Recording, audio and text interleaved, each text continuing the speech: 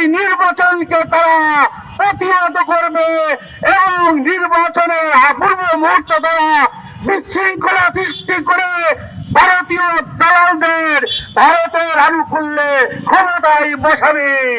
এই দেশের শাসন ব্যবস্থা এবং বিচার ব্যবস্থা এবং শিক্ষা ব্যবস্থা, এই তিন ব্যবস্থার থেকে ইসলামকে বিতাড়িত করতে চাচ্ছে। অর্থাৎ আমাদের যে মুসলমান ভাইয়েরা বিপ্লব অর্জন করেছিল, সেই বিপ্লবকে ব্যর্থ করার জন্য তারা ইসলামকে দূরে ঠেলে দিচ্ছে। যে জুলাই সনদ 24টা রাজনৈতিক দল মিলে স্বাক্ষর করেছে, এই সনদের মধ্যে 99 লোক মুসলমানের ইসলামের রহস্যই নাই। ইসলামকে তারা এখান থেকে বিতাড়িত করেছে, রাষ্ট্র থেকে বিতাড়িত করছে। কাজেই এই বিপ্লব অসম্পূর্ণ। আমরা অবিলম্বে আরেকটি বিপ্লব এবং জাতীয় সরকার গঠন করে এই সংবিধান, ভারতের সংবিধানকে ফিরে পেলে, এরা স্বৈরাচারী সংবিধান, ইসলাম বিরোধী সংবিধান, এটাকে ফিরে পেলে নতুন মুসলমানের আশা আকাঙ্ক্ষা অনুযায়ী সংবিধান রচনা করার জন্য আমি আহ্বান জানাবো। অবিলম্বে বিপ্লবী সরকারের মাধ্যমে, বিপ্লবী সরকার কাদের দ্বারা গঠন করবেন? জুলাই বিপ্লবের যারা আহত এবং যারা জুলাই বিপ্লবের বিপ্লবী আছে তাদের নাম এবং সমাজের বিচক্ষণ বুদ্ধিমান লোকজনদের নেন, ভিসি দেন, বিচারপতি দেন, ইসলামী ধারার লোকজন নেন, আলেম ওলামা নেন, মুফতি নেন। হঠাৎ কেন আমাদের বিপ্লবী সরকার এই মুহূর্তে দরকার? আসলে 5ই আগস্টের পর 2024 যে অভ্যুত্থান বা বিপ্লব, আমি সেটাকে বলি রক্তাক্ত জুলাই ও অসমাপ্ত আগস্ট বিপ্লব,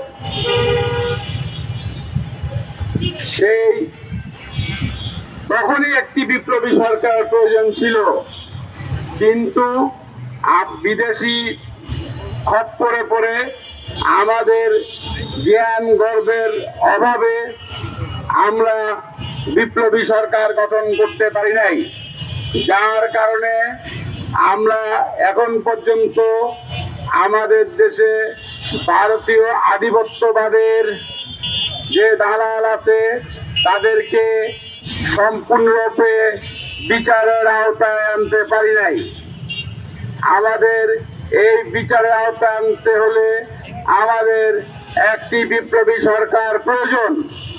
যদি সেই বিপ্লবী সরকার গঠন না করতে পারি, নির্বাচন হোক আর না হোক, নির্বাচন হওয়ার পরে যদি কোন সরকার সত্যিকার অর্থে তুরস্কের এরদোয়ানের মধ্যে, তুরস্কের রাষ্ট্রপতি এরদোয়ানের মতো যদি এই দেশকে ভারতীয় দালাল মুক্ত করতে হয়, তাহলে আমাদের 2016 সালে, এই 2016 সালে ফেরত যেতে হবে।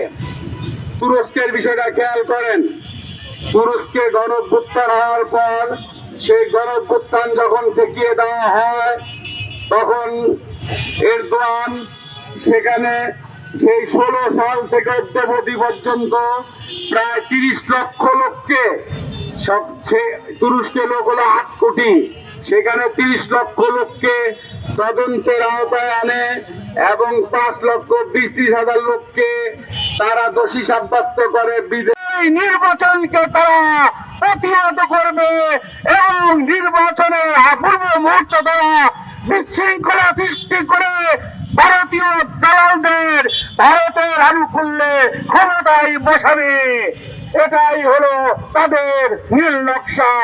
তাই সবাইকে ঐক্যবদ্ধ হতে হবে। কিসের জন্য? ভারতীয়দের চক্রান্ত রুখে দেওয়ার জন্য। নির্বাচন করার অনেক সময় আমরা পাবো, কিন্তু দেশ এবার যদি ভারতীয় আধিপত্য যায়, আর ওই 200 বছরে বাংলাদেশকে আধিপত্য মুক্ত করতে আমরা পারবো না। তাই যত জীবন দিয়েছে, আধিপত্য মুক্ত করেছে, আমরা আর ভারতীয় আধিপত্যে যেতে দেব না। বাংলাদেশের ফ্যাসিস্ট বিরোধী শক্তি, আপনারা ঐক্যবদ্ধ হন।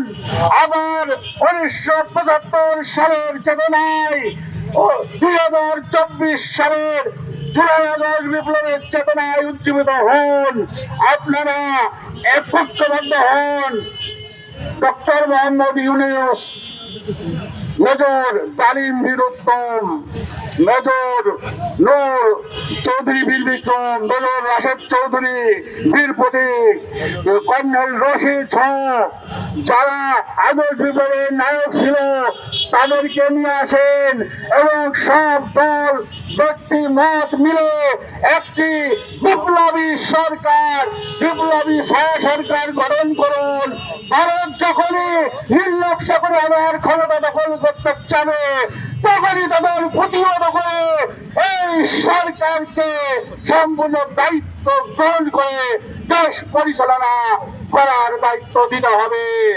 আমি আপনাদেরকে বিপ্লবের আমন্ত্রণ জানাচ্ছি যে আগস্ট বিপ্লবী এবং বর্তমান ফ্যাসিস্ট বিরোধী শক্তি এবং 24 জুলাই বিপ্লবীদের সমন্বয়ে বিপ্লবী সরকারের গঠনের প্রক্রিয়াকে আসুন এগিয়ে নিই।